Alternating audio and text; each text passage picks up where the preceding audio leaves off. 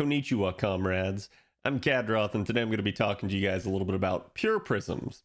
So, Pure Prisms are a new mechanic that have been added to the game here with the most recent Arc 1 improvement update. This is actually the third out of 4 updates that we'll be getting, so there will be another one after this that who knows what it will bring.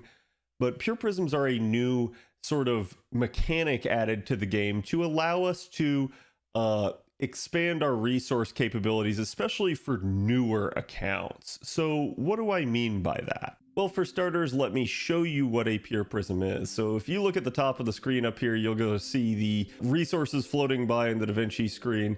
And as we pull up to this one right here, you guys can actually see this new one here in the middle, the Pure Prism. It looks like a rare prism, it looks like a mana prism, and it's sort of meant to be similar in effect. It's going to be a new shop that we get here in DaVinci's workshop, and they're going to be awarded to us over time as we complete story chapters. That means that part 1, part 2, and even part 1.5, the Epic of Remnants, will all give you Pure Prisms as you complete them. They're going to show up in the end of the node rewards, just like your quartz, just like your embers, and such that you get from completing them already. This is going to allow a huge influx of Pure Prisms. For those of you that already had all of your story done, you'll see the exact same amount I have on screen right now, 1011. That means you've done everything in the game. There is a limited number of these. They are finite at the moment, so that is all we can get. That is the pure total. As they add more story into the future, there should be even more of them given out, but I've seen a lot of speculation as to will they give these out in other ways. I'm not going to say no, but I'm also going to say that I don't think they will. Based off their own language in the update, they do indicate that these are a limited resource, so I think their goal here is to try and keep it that way. This is in the DaVinci workshop, so make sure you guys come down here if you want access to it. And where you guys are going to go to see the new Pure Prism shop, you'll notice it's actually a little bit confusing because there's now 3 different prisms here that are looking pretty much the exact same. Well, the first one is your mana prism, the second one is your pure prism, and the third one is your rare prism. As we come into here, you'll see now that there is a shop for all sorts of resources, and this is exactly what the pure prisms are meant to provide. For you newer accounts, this is what I meant when I said it's expanding your resource capabilities. Not only is it giving you an exchange item for new resources, even though it is finite, you are getting access to resources you might not have yet until much later into the game. So as you can see, we have access to stuff from the later singularities of part 1, stuff from the Epic of Remnants, and even stuff from Lost Belts. This means that if you are somebody that has maybe pulled a character that you probably shouldn't have your hands on yet, a classic example of that would be, say, Morgan Le Fay. You're going to need resources from Lost Belt 6.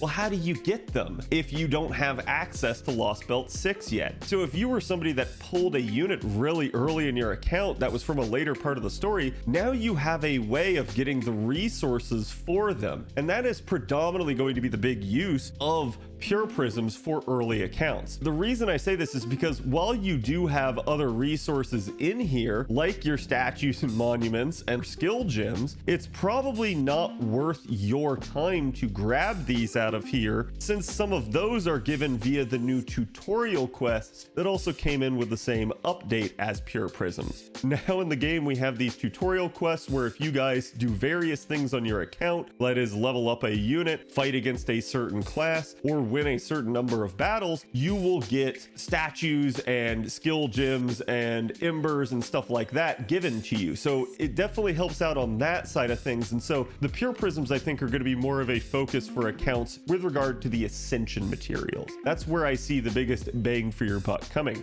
I've seen a lot of people talk about the mechanics at play here and what would be good to buy, but let me go ahead and discuss a little bit more. For starters, one of the mechanics is that, as you guys can see, the cost of materials in the shop is relative to their sort of rarity. Bones and other bronze mats only cost 1, whereas silver mats will cost 2 Pure Prisms, and then gold mats will end end up costing us 3. The same thing holds true for our statues, where it's only 1 for the silver and 2 for the gold, but then the skill gems are 1, 2, and 3 respectively due to their rarity as well. It's going to cost you more depending on the higher the rarity of the item that you get. This is how we know it's not supposed to be this just buy everything you want, get everything out of the shop. I think it's calculated that in order to buy out the entirety of the Pure Prism shop, you would need something like 16,000 Pure Prisms, which is just way beyond the scope that we can currently achieve. That being said, there is another limitation on the shop, and that's that you can only ever buy up to 100 of any one resource. You cannot just say, oh, I'm going to use all my Pure Prisms on this one material right here, because you can only buy 100. So you can see this would only cost you 100 Pure Prisms in total. The same thing will hold true with the higher rarities, though it will obviously cost more. Gold mats here would cost you up to 300 in order to get the entire stack out of there. This limitation means to me that this system is not meant to bail out late game accounts from their responsibilities of having to farm stuff. It is just meant to be a nice influx for the newer accounts to help bring them up to speed, to make sure that they're not soft locked, to make sure they're not gated behind access to those later story free quest nodes that come after your completion of them. That way they can actually level units up that they've gotten from banners that are limited time and stuff like that, and not have to wait and sit there with their thumb up their butt unable to do anything. So this is a fantastic new addition to this system, and it's one that I really like. As such though, I cannot tell you what to pick out of this. The strategy behind Pure Prisms is going to be that you're probably going to pick them for high value targets that you really need the resources for, that you would otherwise have a hard time trying to get those resources. For later game accounts, there's certainly a strategy here that they could employ to say, sit on their Pure Prisms and wait until we maybe get more materials added to the shop from a later story chapter. So you could in fact go, hey, I'm not going to spend any of these just yet. I'm going to wait until say Lost Belt 6.5 or perhaps even Lost Belt 7 comes out in order to try and get those materials the second they come out. That way you don't have to wait until either completion in order to have access to the free quest, or to wait through all the farming of the free quest in order to be able to level up some new unit that comes out with those chapters. So if you do end up rolling one of those new units, this would be a very valid way for in-game accounts to bail themselves out. And I don't think this is meant to cover your entire need of a resource or make it so that you never have to farm it, because again, you do have that 100 times limitation on these. Plus, we don't have a huge amount from the Pure Prisms. If you were to buy, say, even 3 sets of gold materials out of the shop there, with them costing 3 each, it's basically going to wipe out 900 of your Pure Prisms. This is a limited resource, so use it wisely, plan and calculate. This is going to really help you guys for that sort of idealism of playing this game. The more you plan, the more you're going to get out of it, and this is a fantastic way to handle it. Let me know what you guys think of the Pure Prisms. I think this is a great addition to the game myself, but do you think there's ways that they can improve it? Do you think that there's more they can do with the system?